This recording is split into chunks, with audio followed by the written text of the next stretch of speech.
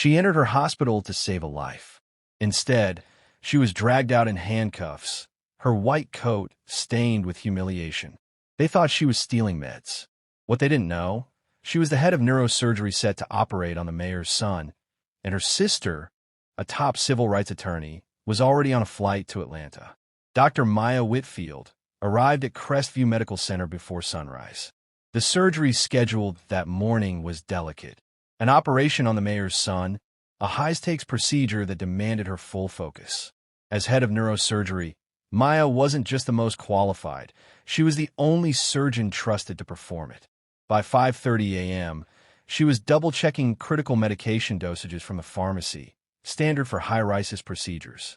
She wore her hospital ID, her embroidered white coat, and her surgical notes were neatly tucked in her clipboard. But someone made an anonymous call.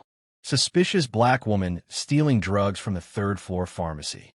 Minutes later, 2 officers burst in. "Stop! Hands where we can see them," one shouted. Maya stood frozen. "I'm Dr. Maya Whitfield. I'm a surgeon scheduled.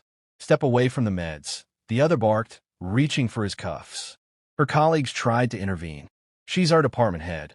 A nurse cried, but it was too late. Her credentials ignored, her explanations silenced. Mia was handcuffed, paraded through the hospital as if she were a criminal.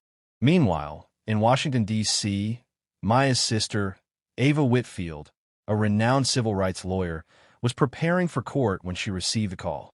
Within minutes, she conled everything, booked the next flight to Atlanta, and began building the case that would shake both the hospital and the police department.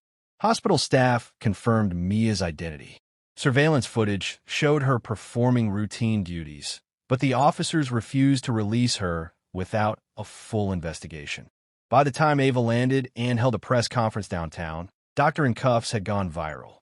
Security footage, eyewitness testimonies, and even internal emails began to paint a disturbing picture, not just of racial profiling, but of a coordinated attempt to discredit Maya. Then the twist came.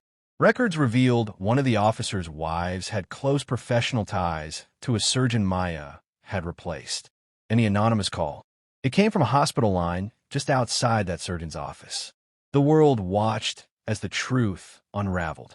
And Maya, once handcuffed and humiliated, stood center stage in a national reckoning on race, power, and silence.